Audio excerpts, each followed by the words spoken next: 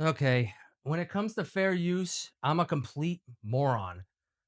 But in my defense, just hear me out. I wanted to release 6 videos on both my channels. When I first started, it was 10, then it became 8, and then I settled on 6 because it was taking forever to get them all done. And I just wanted to get this channel up and running finally. And I wanted to drop all 6 in one shot and just go live with them all at the same time to start both my channels. But on Memorial Day, when I uploaded them, I had a major setback when I saw this. Right out of the gate, 4 out of my 6 videos have copyright claims. One video, the history of the mosh pit, I already deleted that before the recording of this video here because it had 4 claims on it. And just in one damn video, and it sucks because I love the way that one came out. This one video I posted, I'll probably just leave that. It's just a small, silly, short little introduction video. And if I get no money off that one, I don't care.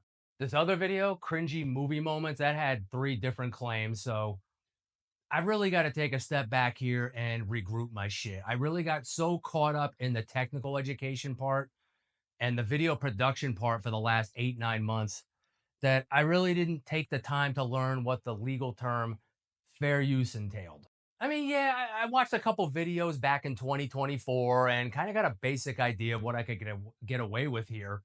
And man, did I get a corporate bitch slapping right upside the head on Memorial Day. I mean, I figured, after watching YouTube for years and seeing what so many people get away with using on here in terms of film clips and music, I figured, well, yeah, I'll play it smart and safe and I'll have no issues. Yeah, how'd that work out for you, dummy? So after spending this past week watching, probably no exaggeration, 100 or more videos pertaining to fair use and how to smartly use film clips and music, I gotta say, I am goddamn lucky that's all the copyright claims that I got because I broke, I didn't break, I shattered one of the 4 guidelines of fair use that refers to the amount and substantiality of the portion used in relation to the copyrighted work as a whole, where it states that borrowing a small portion of work is more likely to be fair than borrowing a large portion. Common fucking sense. Well, my dumb ass got snagged because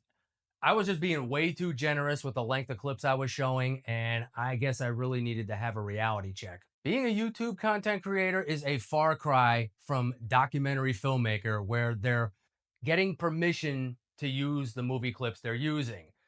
And I was taking more of the documentarian approach. And while I think, yeah, I was doing a good job at it, the videos look great, very professional looking. They were funny, well researched, but I'm not going to get away with shit like that here. So Slow down.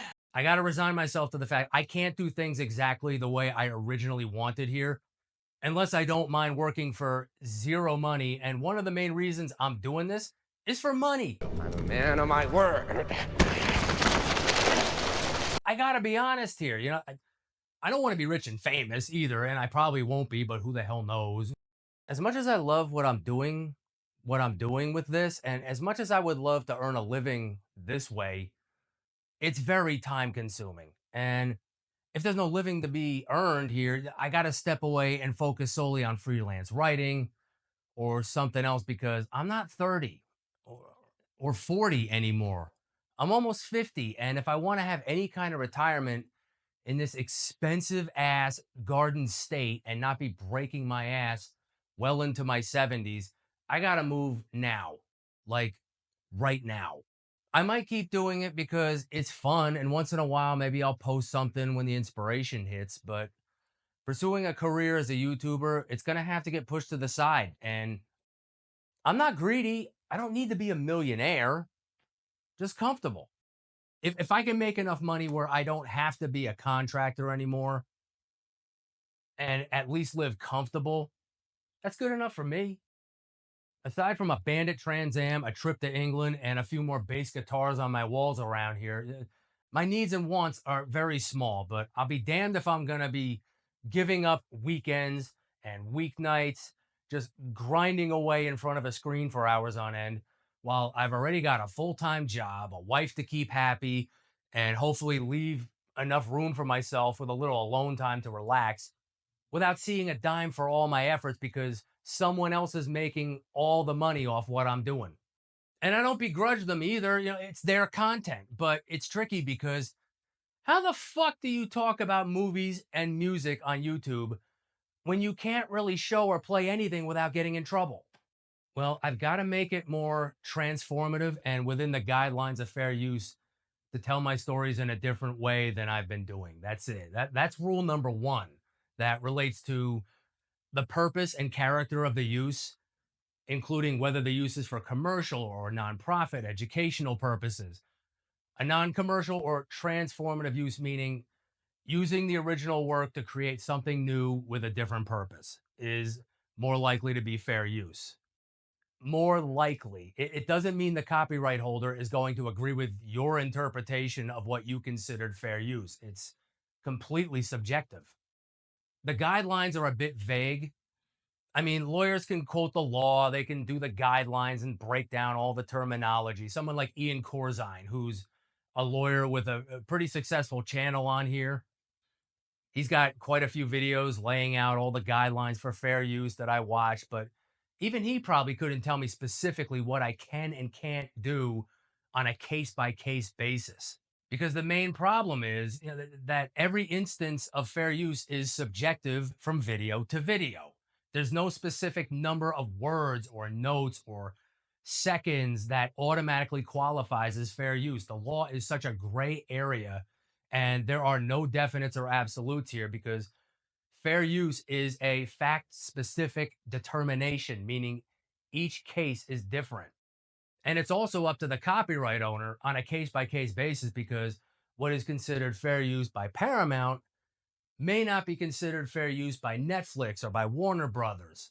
And you may do a video and think it completely adheres to the guidelines in accordance with fair use, and MGM steps in and says, You didn't say the magic word. or you might use a few seconds from someone else's video in accordance with fair use, and just to be a vindictive dick, they hit you with a copyright strike. Also, I may be wrong here, but I think just because you pass YouTube's algorithm and avoid a copyright claim in your upload, you're never really safe. By just a shit stroke of bad luck, one of the copyright owners may see your video and disagree with YouTube and still slap you with a claim right out of the fucking blue. Does it happen? Probably extremely likely. Has it ever happened? I don't know, but is it possible? Yeah, probably. I mean, you never know in this world who in the hell is just going to see your video. So you have to prepare yourself for the fact that you're never completely off the hook as time goes on and on. So I really got to be careful here as far as keeping my film clips short.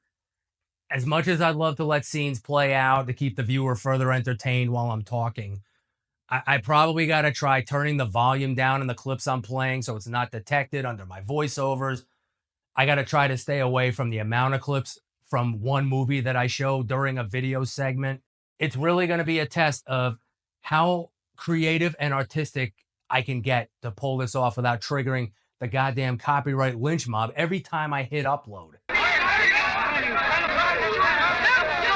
Here's something you should know about as far as what you see people getting away with on YouTube. All right, look, just because someone has ads on their video and they've got like 800,000 followers doesn't mean they're swimming in revenue like Scrooge McDuck.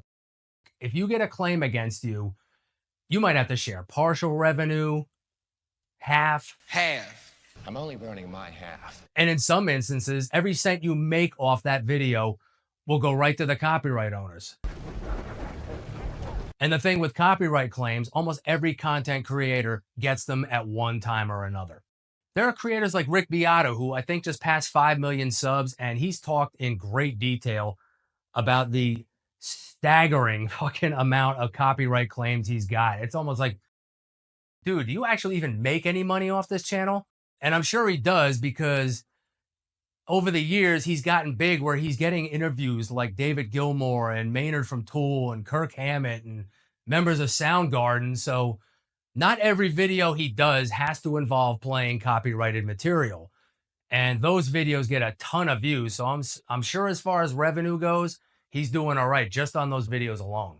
But the thing to remember is Rick also came up during the Wild West days of YouTube. So Over the last 12 years since he started that channel, he's gotten away with more early on because one, there was no algorithm to catch everything he was doing.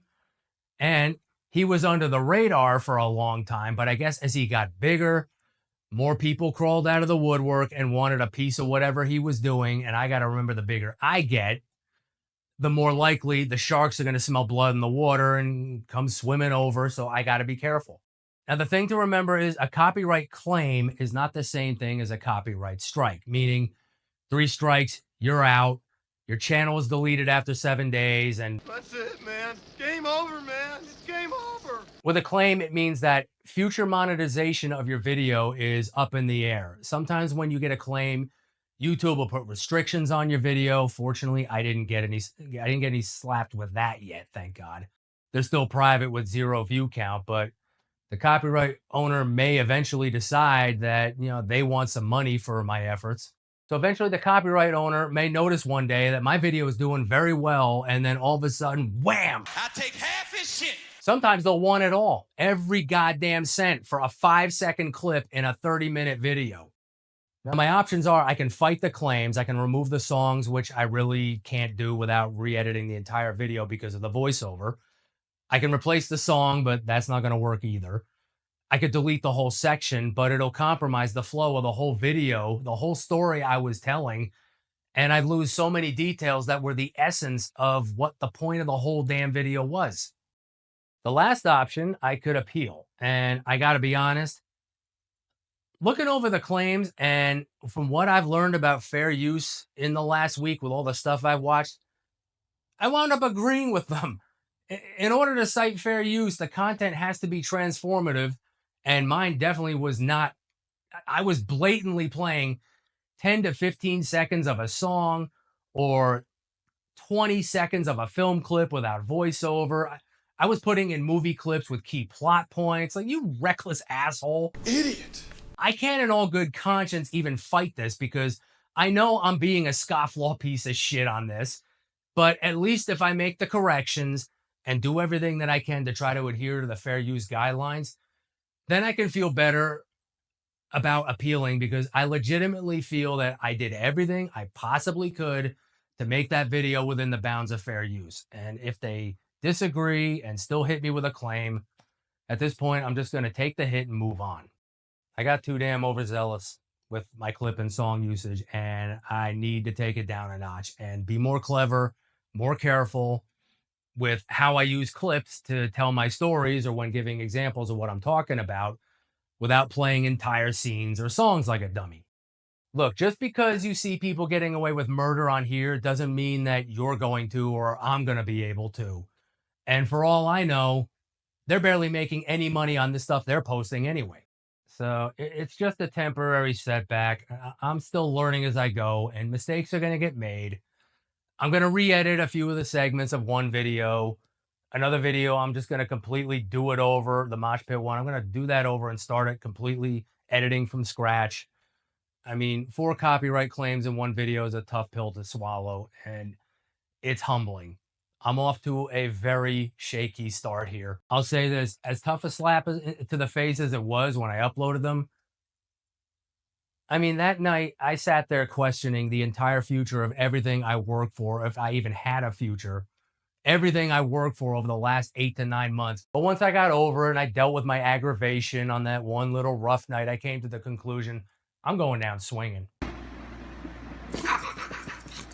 This dream is mine, and I am not quitting until either YouTube takes my channel down or I get dragged off the court. I'm going to get this right. It's going to be a lot of trial and error, but I'll figure it out. I don't want to be just another guy on YouTube, with no personality, just posting film clips or film reactions. I could do that like some of these guys do, but that's just not fun for me. I'd rather be doing it the way I'm doing it now, talking to you, relaying my personal stories, my life experience and knowledge, than just posting, here's 10 film facts you may not know. And it's just all this AI generated voiceover and whatever. And those channels do make money, and good for them. And I do watch those videos from time to time, but as a creator myself, it's boring to make.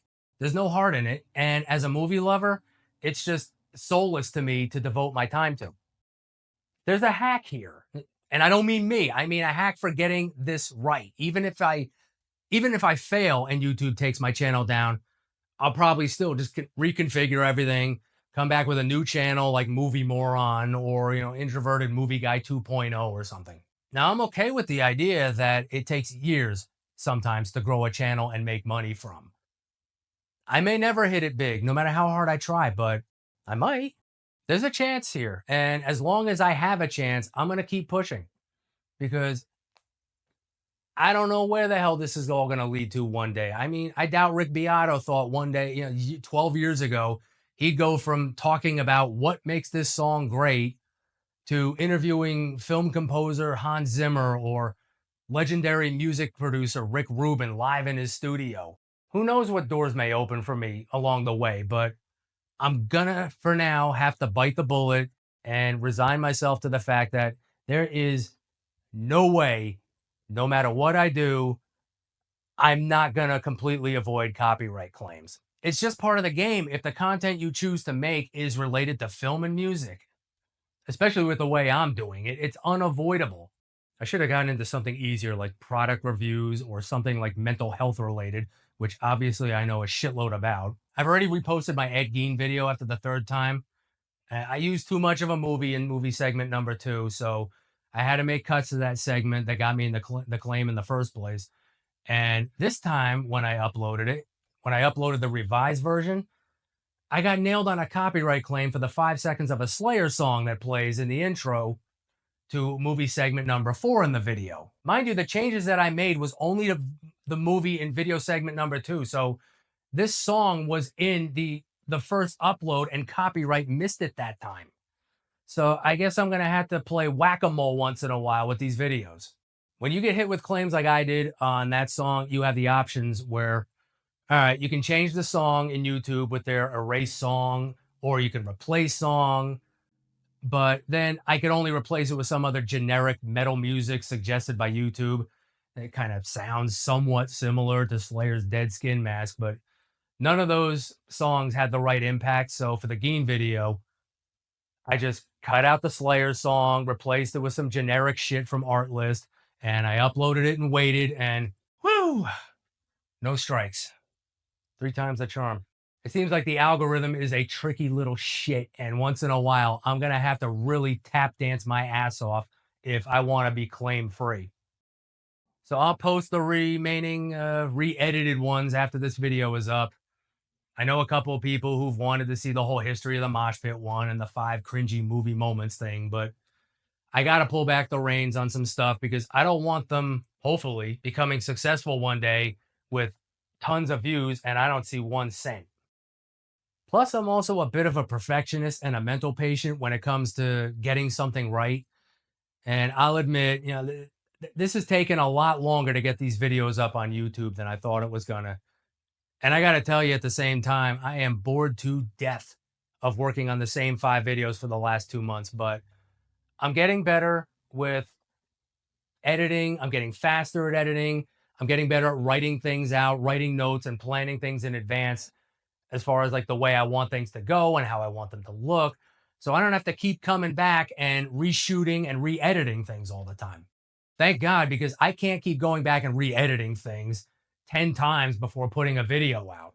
I'm not going to have the luxury in the future of being able to perfect every single video I do like I did with these first 6 if I ever want to build up a following and release stuff at least weekly. This whole thing is a process and a grind, but I'm still having fun and I already have the next few videos picked out that I'm going to work on. So hopefully in another week or two, I can re-upload those videos and see what the hell YouTube has a problem with next. And I can fix it or just go on with my life and start doing other videos. So that's the update on my channel. I just wanted to talk about that and fair use and some of the things that I've learned and stuff or whatever. So thanks for watching and listening to me rant and bitch, and I'll see you in the next video.